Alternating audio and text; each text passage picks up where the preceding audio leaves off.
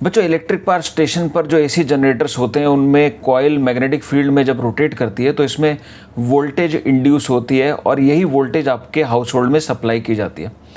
अगर credit card machine में आप स्वाइप करते हैं तो उसमें भी टाइम वेरिंग मैग्नेटिक फील्ड होता है, जिसके कारण इलेक्ट्रिक फील्ड प्रोड्यूस होता है, इलेक्ट्रिक करंट प्रोड्यूस होता है और इसकी मदद से कार्ड से इंफॉर्मेशन कार्ड मशीन में ट्रांसफ़र हो जाती है और पेमेंट कट जाती है।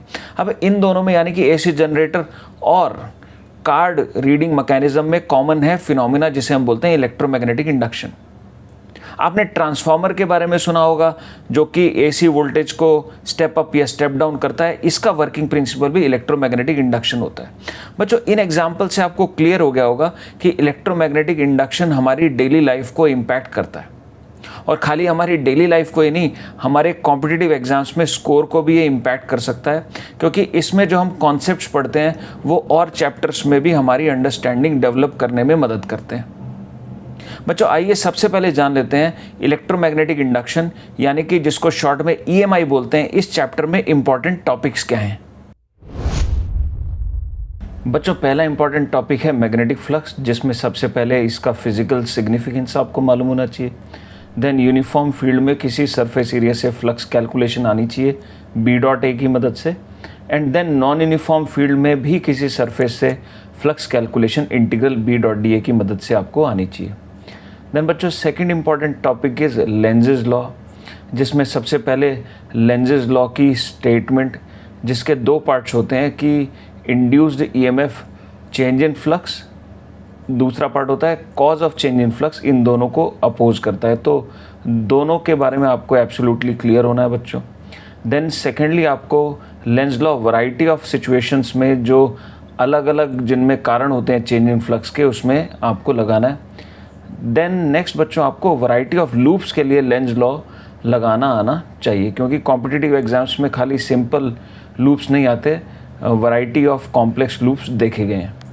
बच्चों, third important topic of the chapter is Faraday's law of electromagnetic induction, जिसमें सबसे पहले इस लॉ की स्टेटमेंट यानी कि induced EMF is equal to rate of change of magnetic flux, ये आपको क्लियर होनी चाहिए।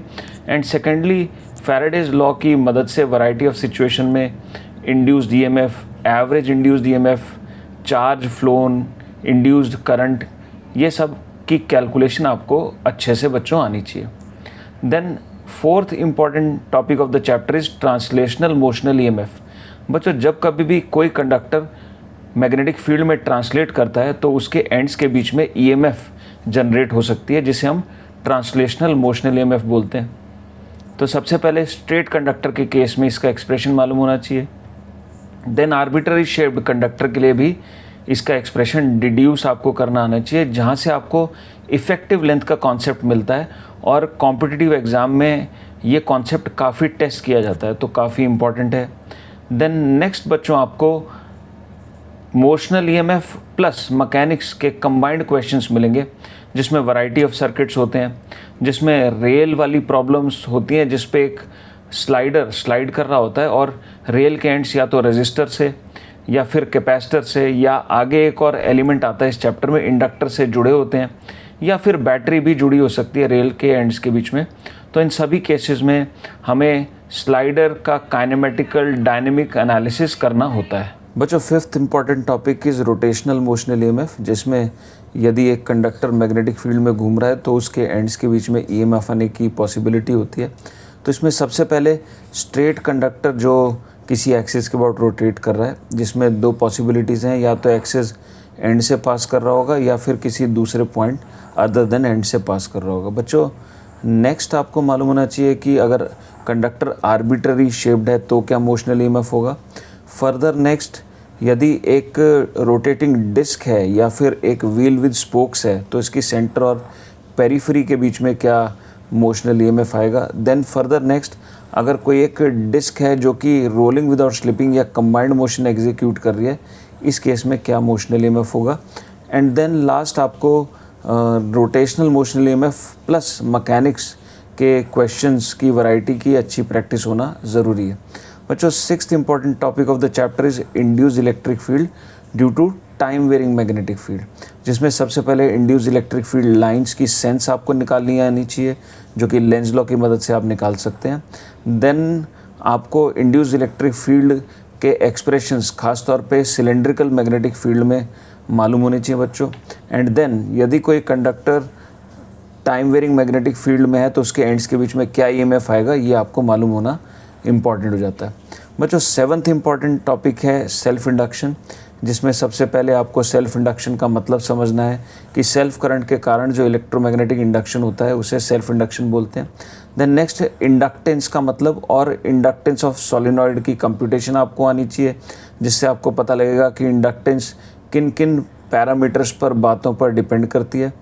देन बच्चों आपको इंडक्टेंस से रिलेटेड एक डिवाइस हम बोल सकते हैं या सोलिनॉइड को हम रेफ़र करते हैं एज इंडक्टर। इंडक्टर के केस में आपको सबसे पहले इंड्यूस्ड ईएमएफ मालूम होना चाहिए।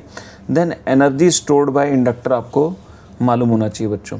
Then 8th important topic is inductive circuits, जिसमें सबसे पहले purely inductive circuit, then LR circuit, LR circuit में भी LR growth circuit, then LR decay circuit, then complex LR circuit. और बच्चों कॉम्प्लेक्स एलआर सर्किट्स में आपको current as function of time, time constant, इनके एक्सप्रेशंस भी खास तौर पे मालूम होने चाहिए बच्चों। 9th important topic is mutual induction, जिसमें सबसे पहले आपको वैरायटी ऑफ सिस्टम्स की म्यूचुअल इंडक्टेंस कैलकुलेट करनी आनी चाहिए, जिसमें सिस्टम ऑफ कोएक्सियल सोलिनॉइड्स या कॉन्सेंट्रिक सर्कुलर लूप्स या फिर एक स्ट्रेट इनफाइनाइट कंडक्टर और एक लूप का सिस्टम, इन सिस्टम्स के एटलीस्ट आपको एम कैलकुलेशन आनी चाहिए। देन सेकेंडली बच्चों रेसिप्रोसिटी थ्योरम का मतलब आपको क्लियर होना चाहिए।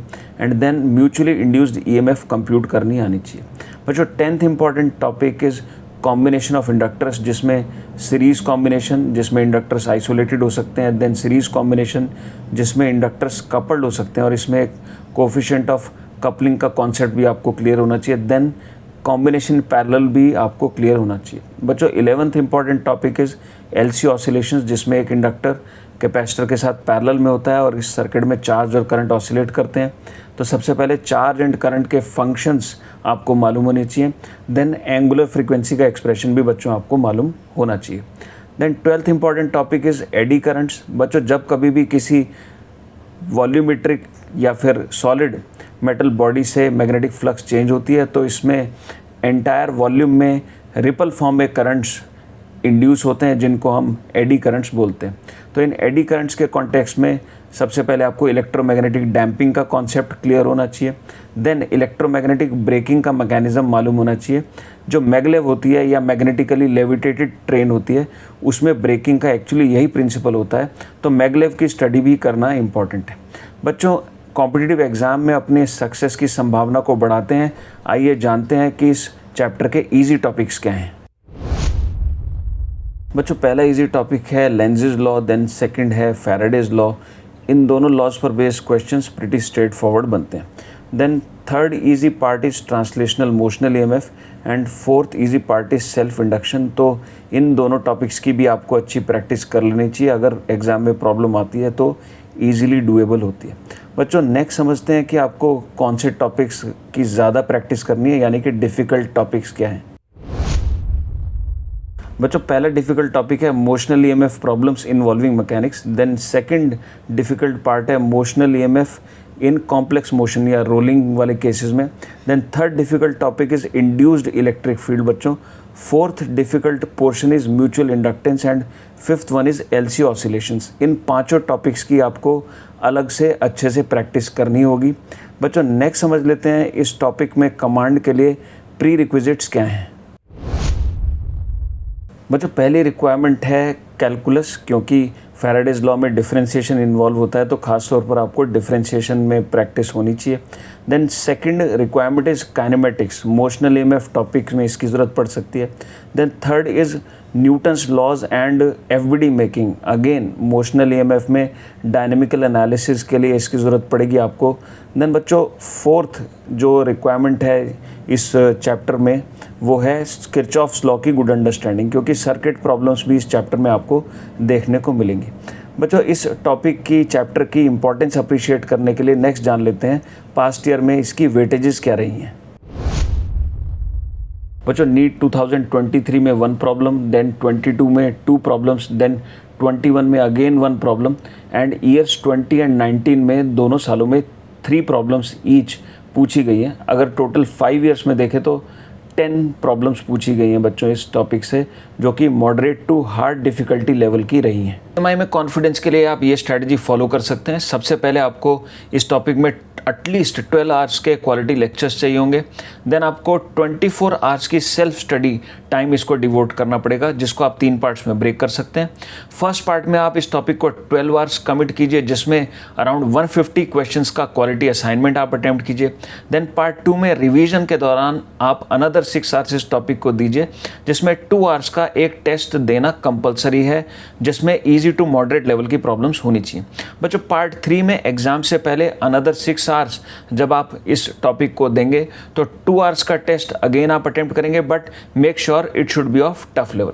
बच्चों ध्यान रहे ये टॉपिक, ये चैप्टर जिसमें लेंज लॉ, फैराडेज लॉ या फिर एलआर सर्किट इंक्लूडेड हैं, ये थोड़ा सा ट्रिकी है, लेकिन जिन बच्चों को ये टॉपिक से समझ में आ जाते हैं उनके लिए एग्ज़ाम में आने वाली प्रॉब्लम्स बहुत ही ईजी होती हैं, कम समय में सॉल्व होने वाली होती हैं। फिर साथ में EMI चैप्टर की अंडरस्टैंडिंग आपको इलेक्ट्रोमैग्नेटिक वेव की थ्योरी समझने में भी बच्चों अच्छी खासी मदद करती है, ये ध्यान रखिएगा आप। बच्चों अगर आपको कोई टेस्ट चाहिए या असाइनमेंट्स की रिक्वायरमेंट है या किसी भी तरह का कस्टमाइज्ड सपोर्ट चाहिए टुवर्ड्स योर प्रिपरेशन, तो आप डिस्क्रिप्शन बॉक्स में दिए गए लिंक को क्लिक कर सकते हैं, आपको ज़रूर हेल्प मिलेगी। I wish you all the best.